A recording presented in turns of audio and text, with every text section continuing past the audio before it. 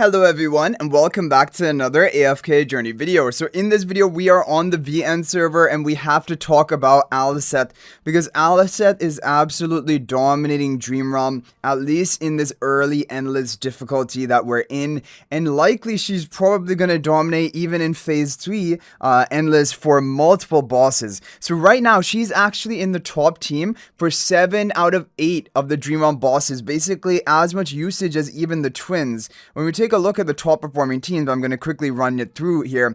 Serathriel, top team is going to be the Silven Aliceth combo, and it works even at low copies, 1 copy of Gunnar, but my viewer has upgraded his Gunnar quite well.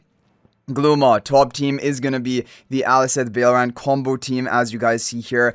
Doom Scourge, top team is with the Aliceth. We did just make a video for global server as well. It's basically the same team. Florabelle, Aliceth combo. Blightshroom, the top team, we're going to see it tomorrow on global server because now we're in the endless difficulty. But the top team is going to be a Summoner squad along with Aliceth as well. For Nocturne Judicator, she is in the top team as well because she can provide penetration buff to the Midnight Hunter so that he hits even harder. Like, that is the advantage of having the Aliceth in the team.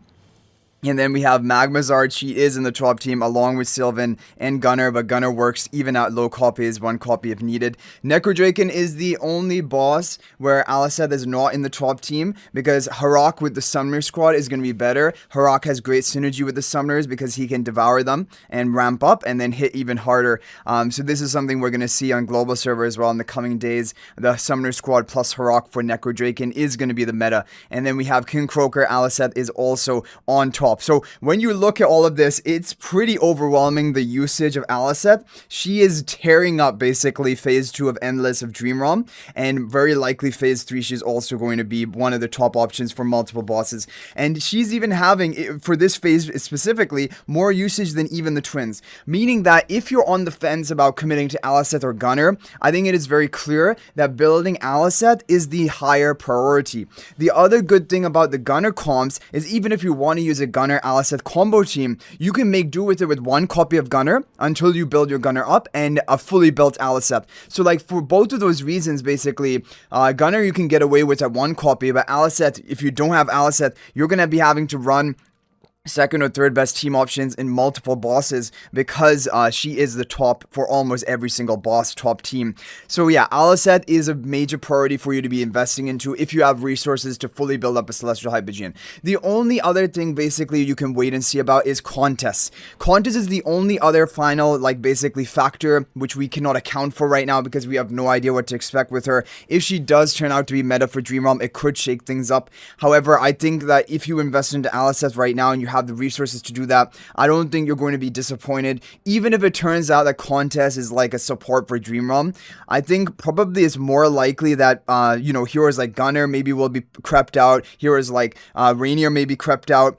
I don't think twins are ever being crept out, honestly, but there's always that possibility because if Contest is a support, then probably you still want to have a major damage dealer like Aliceth, like Gala, and so probably I think those heroes are a little bit on the safer side, even if a support comes out for Dream Realm. So Aliceth is basically, I would say, because people are thinking about it right now, should you invest into Aliceth? I think I can safely say yes, you should invest into Aliceth and get 1 copy of Gunnar. If you have the resources to also build up Gunnar, it's going to be very beneficial. Like, if you can do what my viewers done here to get to Supreme Ascension plus 15 exclusive equipment, that is a major breakpoint for Dream Realm, and it's going to give you almost the maximum possible score. Supreme Plus is only for AFK stages and a bit of bonus stats. Honestly, not as big of a priority, but Supreme plus 15 exclusive equipment, that's a really sweet spot for Gunnar. But even if you cannot do that, 1 copy of Gunnar works. But Aliceth, yeah, Aliceth, I mean, doesn't look like she's going anywhere. In fact, she is back in full force. She's back stronger than ever. She did not have this performance in the previous season. Even in phase 2 and phase 3, she did not have near the performance she's having right now. She is absolutely dominating Dream Realm somehow, and I don't know what it is. It may be that the other heroes which used to be here, they just don't have as good charms, and she has a good charm set this season. I don't know, but Aliceth basically is really good. I think that it's worthy to invest into her, and is really good to get Silven as well. But Silven, guys can see, plus 10 exclusive equipment, Supreme Plus. It's a low investment kind of build, and you're going to get really high value out of him. Of course, if you can invest him higher, it's going to be better for you. But like, at a minimum, this is going to be huge value for you, just Supreme Plus, plus 10 in Silven. So you should definitely be keeping Silven on your wish list. He's a really important hero. If we just recap, Silven is top in Sarathiel. He is top in, not even Blightstream. Yeah, not Blightstream, because he can't cast Ultimate. Magmazard, he is top in. So Magmazard, it's just Magmazar and Sarathiel. So that's not so bad. Like, even if you don't have Silven, but you have Aliceth, you're going to be able to run some great teams in the other bosses and do very well.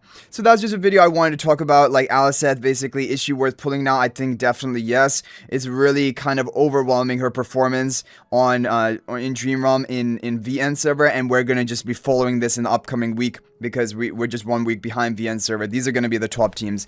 Harok, though, is also interesting. At least Harok is meta, so if you have Harok built, Necrodrakon, you're going to be on top. But also, you're going to see Summoner Squad is so important this season. Way more important than anyone could have predicted. If you look at it here, the Doom Scourge, the Blightshroom, and the Necrodrakon are all using the Summoner Squad. And ideally, you need to have Supreme Plus with the skill upgrade of Floorball. And then you also need to have her plus 10 exclusive equipment ideally. So that is a little bit tough, right, for people. The fact that Floorball and the Summoner Squad has been very meta for multiple Dream Realm bosses, and 3 bosses right now, even in the Endless stage. That's really kind of crazy. But things may change in phase 3 of Endless, which we're going to be moving to, in about a month from right now. So anyway, guys, let me know your thoughts about all of this in the comment section down below. Are you recruiting for Aliceth? Have you already built her? Let me know what you're thinking. And if you do decide to pull for her, good luck on your pulls. Hopefully you can dodge pity and get a good rate, because that always feels good. And if you want to save for contest, there's nothing wrong with that either. However, I think that we're really at a point that if you have the resources to build Aliceth all the way up to Supreme Plus, you probably should just do it, because she is definitely, as of right now, super must have. And I feel like in the future, even if the contest does turn out to be a support for Dream Realm, I feel like you're still going to want a good damage deal, which is Aliceth. I think that Aliceth has at least a less chance of being power crept compared to, even Gunnar, who basically, even though he's a tank, he basically functions as a support. So like, or even potentially the twins, although the twins are so dominant that I think it's probably, I can't see how they're going to be power crept so easily. And then, of course, Contest could be a PvP or AFK stage hero. Usually, that has been the trend in the past 3 seasons. Saida, Athalia, and then Alna. They are all the final released Celestial Hypogeans. They're all PvP and AFK stages. So, it could very well be that Contest is just going to be a PvP AFK stage hero. There's always that possibility. But yeah, you just don't really know. Hopefully, we will get a patch calendar in the upcoming days, although we will not really get any information from that, other than maybe they will reveal the release date of Contest. That could be interesting, or maybe they won't even, which means that she'll probably come in the final patch of the season, which is what happened in the previous season with Alna. Anyway, guys, thanks for watching. That's gonna be it for this video. And if you're thinking about making a purchase in AFK Journey, please use my affiliate link for the official Farlight store. This is the best way you can support me and also gain 5% bonus dragon crystals on your purchase. My affiliate link is in the description of this video and a pinned comment, and you can actually bookmark this link in your browser, and whenever you're planning to make a purchase, just return to the bookmark link and make your purchase. It will support me and be greatly appreciated. So thanks for watching. I'll hopefully see you in the next video, and until then, everyone, peace out for now.